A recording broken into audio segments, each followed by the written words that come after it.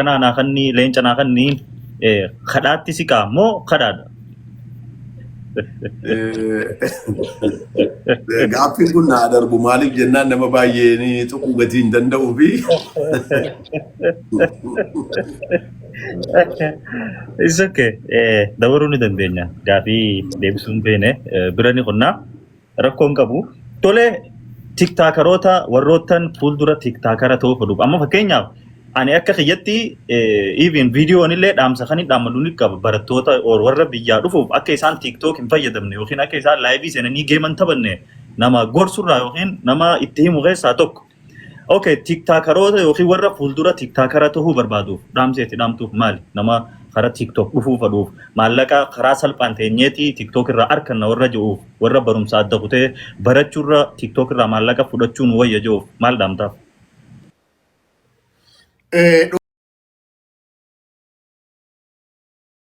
dhugaasa of jennaan tiktokni biizinesa tiktokni at of kabajdee namas kabajdee hin fayyadamta taanaan wanta akka tiktokii nama guddisuus hin jiru.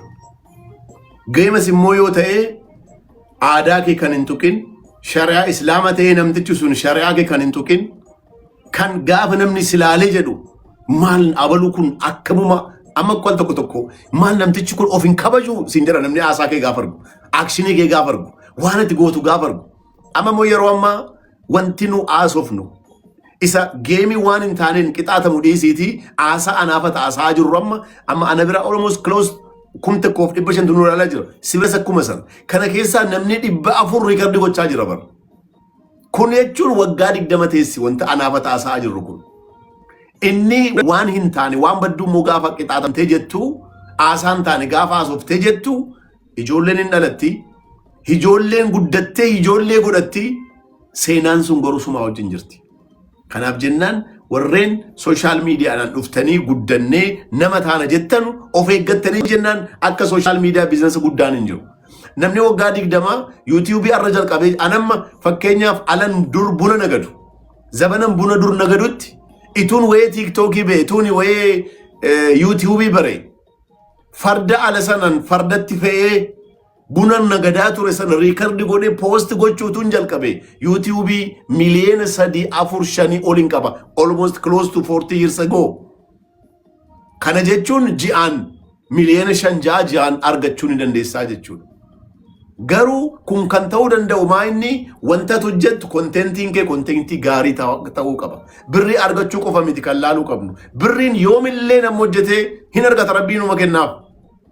Hojii humnaatiin isa ta'uu qacarameessa ta'uu daldaleessa ta'uu jireenyi arra jirtu hundiyyuu ni dabarti hin argate hin dhaba hin arganne moo rabbiin uma kennaaf garuu social media dhufanii warreen of jijjiiruu barbaadanu seeraaf heera godhatanii safuu beekanii jennaan dhugaasa of jennaan social media nama baay'ee jijjiirteetti bar namni konkolaataa ofii bitatee oofuu qofatu hin ta'in hiriyaa konkolaataa sana qabullee namni hin qabaatin konkolaataa sana bitatee Finfinnee keessatti miliyoona 5 ijoolleen oofantu jiru.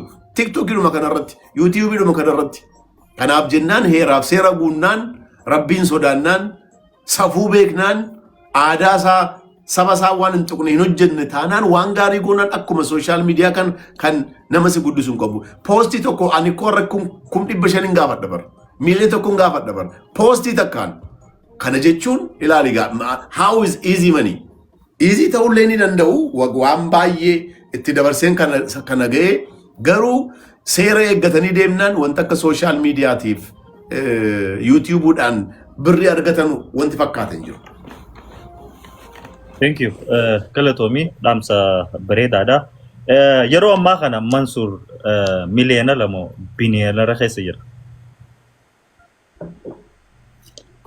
Alhamdulillah Mansuur hiyyeessa miti. Akka namni kun itti na laalus miti. Akka namni itti na tilmaamus immoo miti. Namni takka fuudhee dhuma samaa irra si kaa'ee waanuma biliyoona wayii qabdu si si'a. An sadarkaa sanas miti. Garuu alhamdulillah hiyyeessa miti. Maashaallah. Deebsaa bareedaa. Tole galatoomii mee yeroo takka Mansuur gara fuulduratti pirezidaantii akka taatu ni dubbatta. Pirezidaantii nin ta'a jetteeti hawwitamoo ni yaaddamoo ni taata gara fuulduraa yoo taate haala kamiin ta'uu deemta? Kun gaaffii cimaadha. Gaaffii kana reefuman itti yaaduu jalqabee wanan si deebisu kana cufan siin jedhee kanaan dura honnee guddaadhaan hin haasa'a. Amma garuu keessa kee natti miyoonaan jettee dhiisee hin jira waan hundayyuu. Pirezidaantummaanis taa'aafuu nan ta'a jedhee baay'ee yaaleen ture. Akkan ta'us nan beekaan ture. Garuu amma dhiiseeras. Okay. Thank you. Galatoom. Wantoota viidiyoon alatti yookiin miidiyaan alatti nuti hin beekne kanii fi carraa atilleen himuudhaaf hin argatin kan nuuf himtu ni qabda. Waan dhokataa waan silaa himuu barbaaddu kanii fi carraa namaa wajjin haasa'uu irratti hin argatin yookiin kan irraanfatte waan nuuf qooddu waa'ee keetirraa waan namni beekuu qabu jettee yaaddu. Baay'ee illee hin jiru garuu namni naa beeku kan inni akka namni naa beeku kanan barbaadu ani oromummaa kootiin oromummaa koo jaalladhee amantaa koo kabajee nama jiraatu malee Oromoo gatiin ta'eef saamicha keessaan qabu. Oromoo gatiin ta'eef mootummaan ispeeshaalii godhee wanti ni naa godhe hin jiru. Akka ni naa godhus immoo hin barbaadu. Akka nama jiraataa biyya tokko akka nama siitizina biyyattii sadarkaa hundaa wajjin qixxee ta'ee kanan jiraataa jiru kan akka namni naa baruun barbaada. Namni baay'een sadarkaa inni na laalu akka carraa ta'ee waa'ee mootummaa yeroo haasa'u yeroo baay'ee ani kanan yaadu kanan beekus kanan ta'ee jirus proud ta'es kanan haasa'u biyyi koo jijjiiramaa jirti. Biyyi kun jijjiiramiinsa biyya kanaa keessatti immoo mootummoota amma biyya bulchaa jiran kan waan jijjiirama kana nuuf fidan jedhee gatii yaaduuf waa'ee jaraa yeroo baay'ee gatiin haasa'uuf akkuma silasiin jedhe saamicha keessa lafni mootummaan naa kennee amma irra deddeebi'ee haasa'uu hin barbaadu. Gaaffiin Bishooftuuf Adaamaatti illee gaafadhe kunoo waggaa tokko na deddeebisaa jiru. Ammallee tasa dhiisee hin jira bara. Bakka natti ta'afu jedheen hojii biraa biizinasii biraa jalqabee hin jira. Kanaaf jennaan namni kan naan barre akka inni naa baru kanan barbaadu an akka siitizina biyyattii tokkoo ta'ee hin jiraataa jira malee special requestiin kan naa kenname hin jiru. Balleessinaan akka namaatti nan hidhama. Hojjennaan immoo rabbiin rizqii koo naa kenninaanis bu'aa buufadheen jiraataa jira. Kanaan ala Oromoo gatiin ta'eef mootummaa gatiin haasa'uuf ispeeshaalii wanti naa godhame hin jiru. Akka naa godhamus immoo hin barbaadu. Kana bicha akka namni naa baruun barbaada jechuufan siin jedhe. Thank you. Galatoom ulfaadhu. Tole Mansuuree gaafileen itti aantu akkana jetti wantoota kana yoo gootee jiraattee eeyyeen godhe yookiin yoo hin godhin lakki jettee qofa deebistaa diiteela gaafii barbaaddu miti. Qabeenyaan qaba jettee nama miitee ni beeyta. Taasa abadan amantaan koos naan eeyyamtu. Biizinasa hojjanna jettee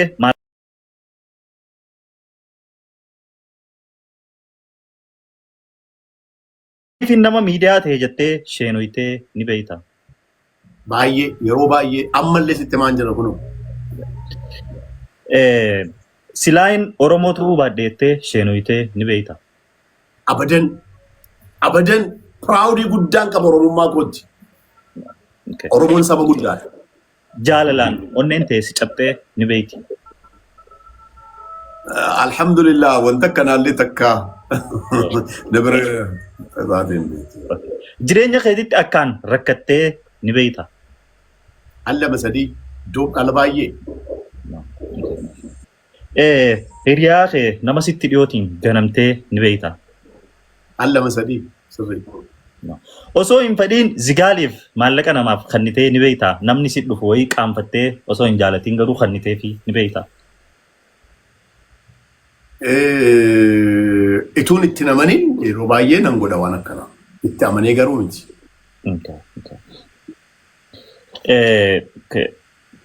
Maallaqa kan kee namni si saamee yookiin si dhorkatee ni beekaa?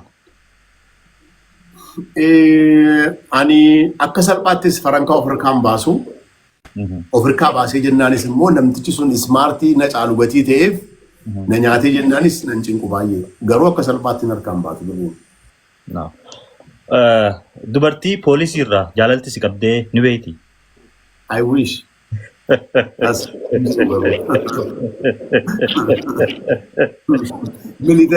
military uffattee inta I think militaryidhaan walammatanii deemuun kun waan taatu natti hin fakkaattu malee itoo argadhe gaariidha nan gammada dhugaa baay'een jaalladha military biyya keenyaaf. Jaalallee saahiba keetii osoo silaa tiyya taate jettee hawwitee ni beekta. أعوذ بالله من الشيطان الرجيم